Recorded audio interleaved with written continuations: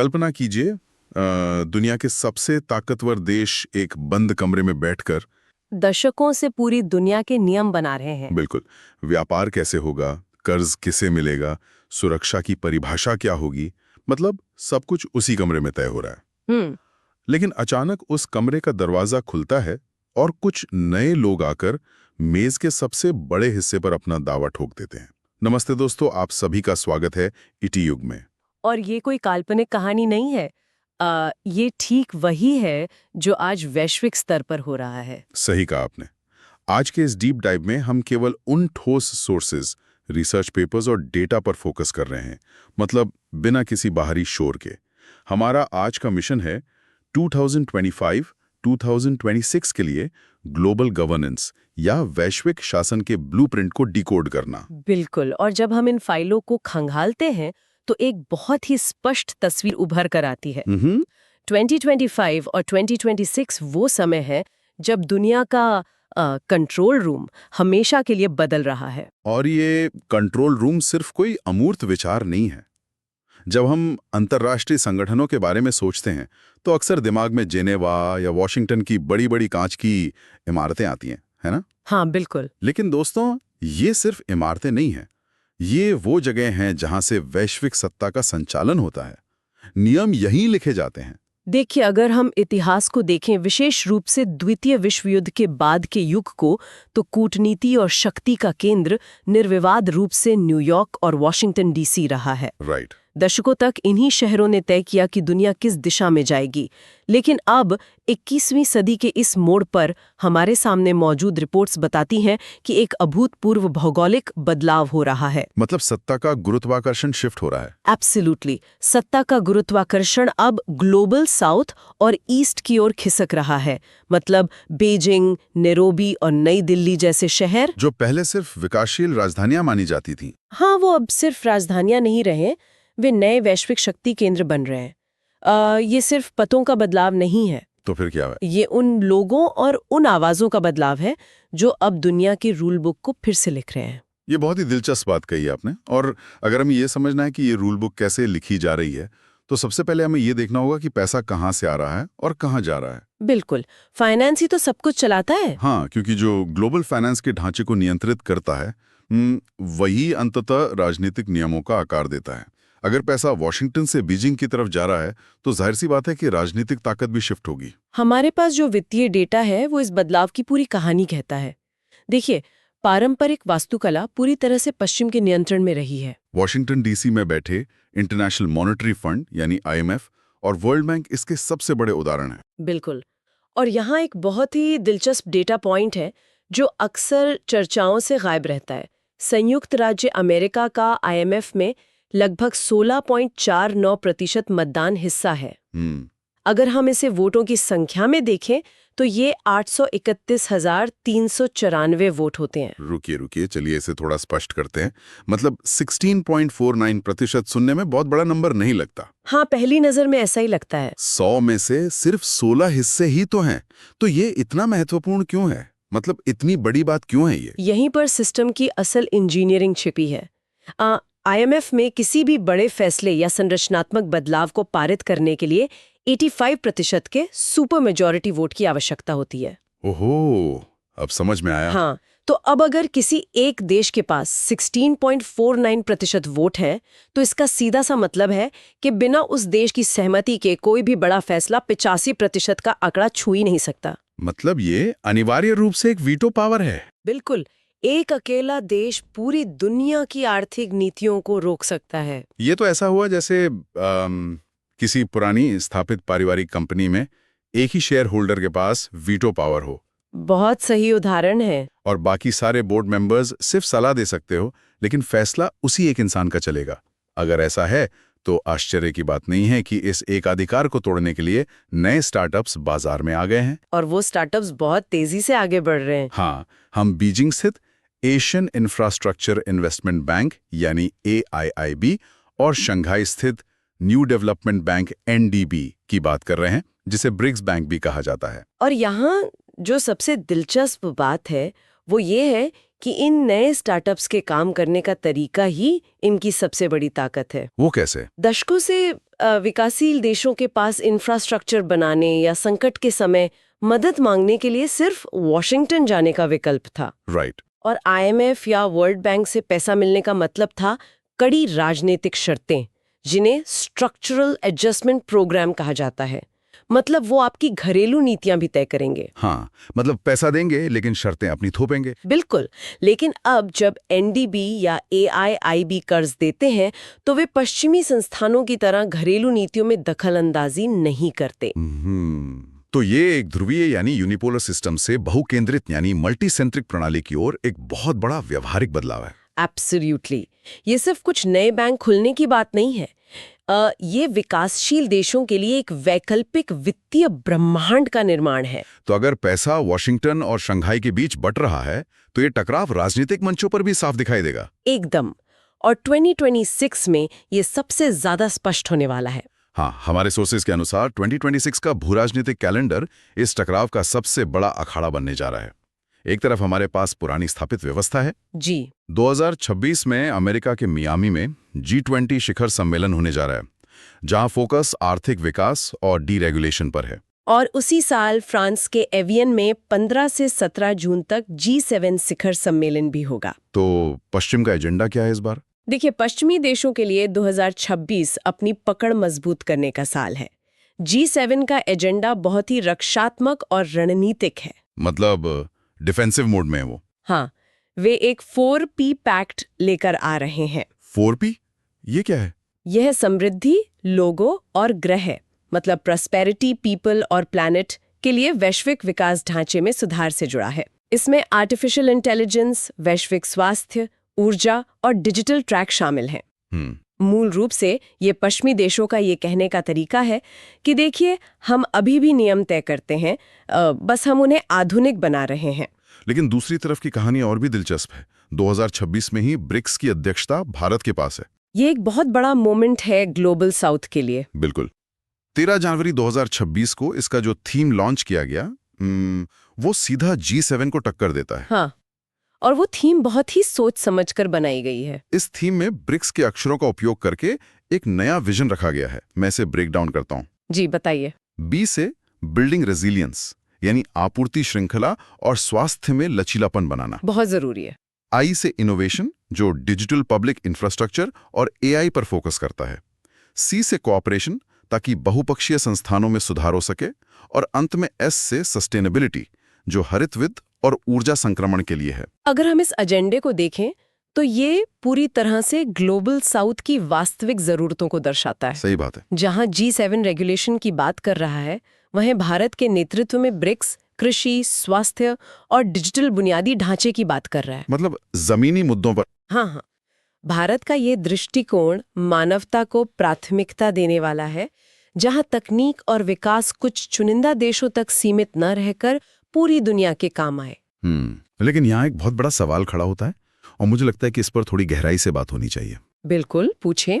कागज पर यह थीम बहुत शानदार है, वसुधैव कुटुंबकम या विश्व एक परिवार है की बात करना भी बहुत अच्छा लगता है। लेकिन यथार्थ में क्या ये इतना आसान है? आसान तो बिल्कुल नहीं है। मतलब देखिए, ब्रिक्स में भारत और चीन दोनों हैं, जिनके बीच सीमा पर तनाव है। भारत एक तरफ ग्लोबल साउथ का चैंपियन बन रहा है, SCO और ब्रिक्स का हिस्सा है, और दूसरी तरफ अमेरिका के साथ क्वाड में है और G7 के करीब है। क्या कोई देश वाकई इन दो बिल्कुल अलग ध्रुवों के बीच ब्रिज बिल्डर यानी सेतु का काम कर सकता है, या ये सिर्फ एक कूटनीतिक भ्रम है? ये आज की भू राजनीति का सबसे जटिल पहलू है। मैं कहूंगी कि अगर हम इसे पारंपरिक चश्मे से देखें, शीत युद्ध वाले चश्मे से, हाँ, जहां दुनिया साफ साफ गुटों में बंटी थी, तो ये असंभव लगता है। लेकिन 2026 की वास्तविकता मल्टी अलाइनमेंट यानी बहुगुट निरपेक्षता की है। Multi alignment? जी। ब्रिक्स कोई नाटो जैसा सैन्य गठबंधन नहीं है, ये साझा हितों का एक मंच है। राइट। भारत का मॉडल ये साबित कर रहा है कि अब किसी एक गुट के प्रति पूरी वफादारी की आवश्यकता नहीं है। मतलब आप अपनी सुविधा अनुसार अलग अलग मंचों का हिस्सा बन सकते हैं। बिल्कुल। आप आपूर्ति श्रृंखला और डिजिटल इंफ्रास्ट्रक्चर के लिए ग्लोबल साउथ को संगठित कर सकते हैं, अपनी ऊर्जा जरूरतों के लिए रूस के साथ व्यापार कर सकते हैं, और साथ ही तकनीक और रक्षा के लिए पश्चिमी देशों के साथ साझेदारी कर सकते हैं। तो ये कोई भ्रम नहीं है? नहीं, ये एक बहुध्रुवीय दुनिया में सर्वाइवल की सबसे व्यावहारिक रणनीति है। सर्वाइवल, ये एक बहुत ही स्पष्ट दृष्टिकोण है, बहुध्रुवीय दुनिया में सर्वाइवल। और जब हम सर्वाइवल और सुरक्षा की बात करते हैं तो हमें वैश्विक सम्मेलनों के उन बड़े कमरों से उतरकर जमीनी स्तर पर आना होगा। जी, क्षेत्रीय स्तर पर देखना होगा कि क्या हो रहा है। क्षेत्रीय सहयोग के मामले में एशिया में जो हो रहा है वो बहुत ही विरोधाभासी है। हमारे सामने दो क्षेत्रीय संगठनों का डेटा है, एक जो तेजी से फैल रहा है और दूसरा जो पूरी तरह से मृतप्राय हो चुका है। आप एससीओ और सार्क की बात कर रहे हैं? हाँ, पहले बात करते हैं शंघाई सहयोग संगठन यानी एससीओ की। ये यूरेशियन सुरक्षा का एक विशाल ढांचा बन चुका है। अब इसमें 10 सदस्य हैं। और हाल ही में इसमें नए सदस्य जुड़े हैं। बिल्कुल, 2023 में ईरान और 2024 में बेलारूस इसमें शामिल हुए। ये संगठन दुनिया की 42% आबादी और 24% क्षेत्रफल को कवर करता है। और इसका पूरा फोकस रैट्स यानी रीजनल एंटी टेररिज्म स्ट्रक्चर पर है। देखिए, एससीओ का ये विस्तार सिर्फ एक भौगोलिक तथ्य नहीं है, ये इस बात का प्रमाण है कि गैर पश्चिमी शक्तियां अब पश्चिमी सुरक्षा छतरी से बाहर निकल रही हैं। मतलब वो खुद को सुरक्षित करने के नए तरीके ढूंढ रहे हैं। हाँ, वे अपनी सुरक्षा व्यवस्था खुद बना रही हैं। ईरान और बेलारूस का शामिल होना ये स्पष्ट संदेश देता है कि यूरेशिया में अब एक समानांतर सुरक्षा ग्रिड तैयार हो रहा है, जो पश्चिमी प्रतिबंधों या दबावों से मुक्त होना चाहता है। एब्सोल्युटली। लेकिन इसके बिल्कुल विपरीत जब हम दक्षिणी एशिया की तरफ देखते हैं तो काठमांडू स्थित सार्क का हाल तो बहुत ही निराशाजनक है। बहुत ही रुका हुआ है। आसियान का ही उदाहरण लें, जो 11 देशों के साथ, जिसमें 2025 में तिमोर लेस्ते भी शामिल हो रहा है, आर्थिक एकीकरण की दिशा में रॉकेट की गति से आगे बढ़ रहा है। उनका विजन बहुत स्पष्ट है। दूसरी ओर सार्क 8 देशों का समूह है, लेकिन 2014 के बाद से इसका कोई शिखर सम्मेलन नहीं हुआ है। मतलब 2016 के बाद से सीमा पार आतंकवाद और आपसी तनाव के कारण ये पूरी तरह से ठप है। हाँ, ऐसा क्यों है कि एक ही महाद्वीप में आसियान इतना सफल है और सार्क एक असफल प्रयोग बनकर रह गया है? इस विरोधाभास के पीछे की वजह इन संगठनों की मूल संरचना में छिपी है। आसियान की सफलता का मुख्य कारण उनका गैर हस्तक्षेप या नॉन इंटरफेरेंस का सिद्धांत है। मतलब वो एक दूसरे के मामलों में टांग नहीं अड़ाते। बिल्कुल, वे सदस्य देशों की घरेलू राजनीति या द्विपक्षीय विवादों को अपने आर्थिक एजेंडे पर हावी नहीं होने देते। राइट। इसके विपरीत सार्क की संरचना ऐसी है कि दो देशों, विशेष रूप से भारत और पाकिस्तान के बीच का राजनीतिक तनाव और सीमा पार आतंकवाद पूरे संगठन को बंधक बना लेता है। ये तो भू राजनीति का एक कड़वा सच है। हाँ, भौगोलिक निकटता तब तक काम नहीं आती जब तक कि सदस्य देशों के बीच न्यूनतम राजनीतिक विश्वास और आतंकवाद को खत्म करने की साझा इच्छा शक्ति न हो। बिल्कुल सही बात। विश्वास के बिना कोई ढांचा खड़ा नहीं हो सकता। अब हमने पैसे की बात कर ली, सम्मेलनों की बात कर ली और क्षेत्रीय सुरक्षा को भी समझ लिया। जी। लेकिन इन सारे संस्थानों के नियम कौन तय कर रहा है? इन्हें चलाने वाले लोग कौन हैं? हमारे सोर्सेज का जो अगला हिस्सा है वो शायद सबसे ज्यादा चौंकाने वाला है। हाँ, क्योंकि चेहरे बदल रहे हैं। वैश्विक नेतृत्व का चेहरा पूरी तरह से बदल रहा है। अगर हम इंटरपोल की बात करें, जो दुनिया की सबसे बड़ी पुलिसिंग संस्था है, तो 2024 से 2030 के लिए उनके नए महासचिव बने हैं वाल्डेसी उर्क्विज़ा। और ये कोई छोटी बात नहीं है, वो इंटरपोल के इतिहास में पहले ब्राजीलियाई प्रमुख हैं। देखिए, यहाँ बात वाकई बहुत दिलचस्प हो जाती है। ये सिर्फ एक व्यक्ति के बदलने की बात नहीं है, ये प्राथमिकताओं के बदलने की बात है। प्राथमिकताएं कैसे? जब इंटरपोल का नेतृत्व यूरोप के बाहर से आता है तो फोकस उन अपराधों की तरफ मुड़ जाता है जो ग्लोबल साउथ को सबसे ज्यादा प्रभावित करते हैं। अच्छा। पारंपरिक अपराधों के बजाय अब साइबर अपराध, बड़े पैमाने पर वित्तीय धोखाधड़ी और सबसे महत्वपूर्ण विकासशील देशों से लूटे गए पैसे की रिकवरी पर ज्यादा जोर दिया जाएगा। मतलब जो पैसा भ्रष्ट लोग लेके भाग जाते हैं। हाँ, एक ब्राजीलियाई प्रमुख इस बात को बेहतर समझता है कि कैसे भ्रष्ट लोग अपना पैसा पश्चिमी टैक्स हेवन में छिपाते हैं। ये एक बहुत ही गहरा प्रभाव है और ये सिर्फ पुलिसिंग तक सीमित नहीं है, खेल प्रशासन में भी यही हो रहा है, जो आज की तारीख में एक बहुत बड़ी कूटनीतिक शक्ति है। बिल्कुल, स्पोर्ट्स डिप्लोमेसी। मार्च 2025 में अंतर्राष्ट्रीय ओलंपिक समिति IOC में निर्वाचित कस्टी कोवेंट्री पहली महिला और पहली अफ्रीकी अध्यक्ष बनी है। ये एक बहुत बड़ा माइलस्टोन है। और इसी तरह दुबई स्थित अंतर्राष्ट्रीय क्रिकेट परिषद ICC में दिसंबर 2024 से जय शाह ने नेतृत्व संभाला है, जिनका लक्ष्य बहुत स्पष्ट है। हाँ, उनका सीधा लक्ष्य LA 2028 ओलंपिक में क्रिकेट को स्थापित करना है। और अगर हम सबसे बड़े मंच संयुक्त राष्ट्र यूएन की बात करें तो 2026 में जब एंटोनियो गुटेरेश का कार्यकाल समाप्त होगा, तो लैटिन अमेरिकी और कैरिबियन समूह, जिसे ग्रूलैक कहते हैं, वहां से नेतृत्व की बहुत मजबूत मांग है। और वहां से कुछ बड़े नाम भी आ रहे हैं। मिशेल बाशलेट या राफेल ग्रोसी जैसे नाम चर्चा में हैं। ये एक महत्वपूर्ण सवाल खड़ा करता है। अगर आप देखें तो इन सभी नियुक्तियों में एक स्पष्ट पैटर्न है। वो क्या?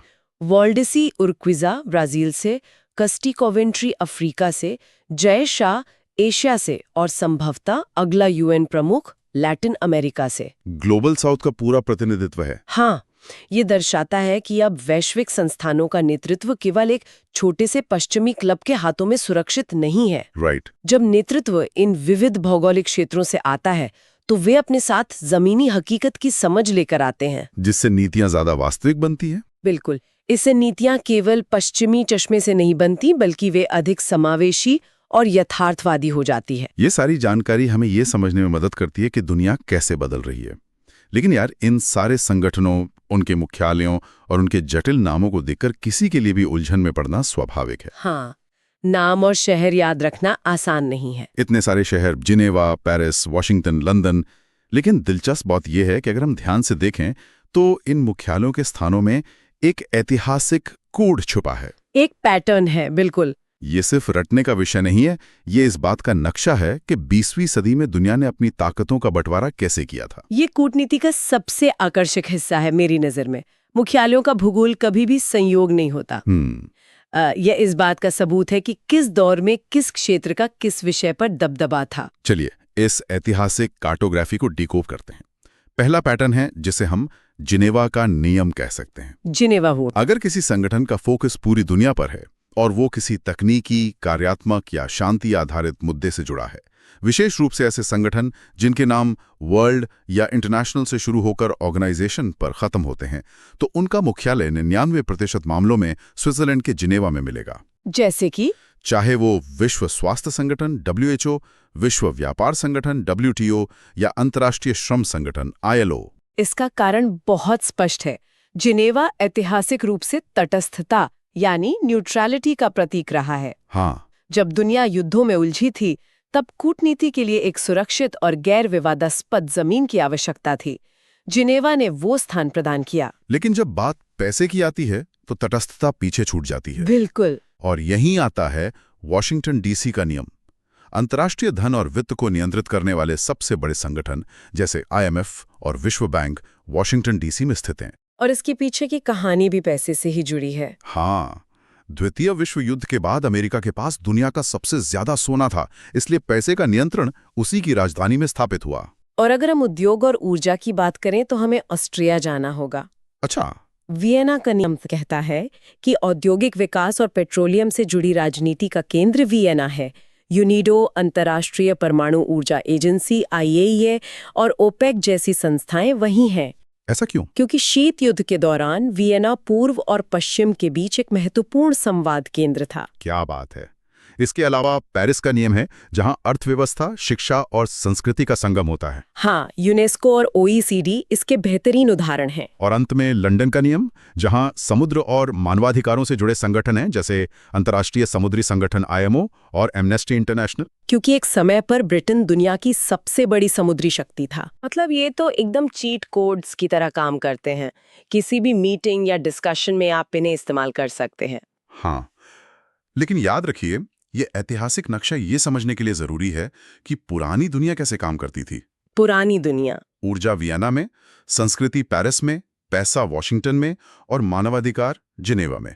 लेकिन आज की सबसे बड़ी चर्चा का विषय ये है कि ये एकाधिकार टूट रहा है।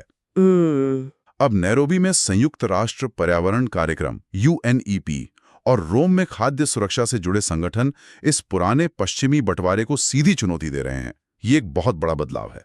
तो इन सभी दस्तावेजों, फाइलों और डेटा को खंगालने के बाद जो सबसे महत्वपूर्ण बात सामने आती है वो ये है कि 2026 केवल एक साल नहीं है। नहीं, ये एक टर्निंग पॉइंट है। वैश्विक शासन का ढांचा अब चौराहे पे खड़ा है। ये बिल्कुल स्पष्ट हो चुका है कि हम एक बहुध्रुवीय वास्तविकता यानी मल्टीपोलर रियलिटी में प्रवेश कर चुके हैं। अब दुनिया के फैसले किसी एक राजधानी के बंद कमरों में नहीं लिए जा सकते। बिल्कुल। और इसका असर केवल कूटनीतिक बयानों तक सीमित नहीं रहने वाला है। मतलब हमारे रोजमर्रा के जीवन पर भी असर पड़ेगा। हाँ, जब वैश्विक सत्ता के केंद्र बदलते हैं तो व्यापार करने के तरीके बदलते हैं।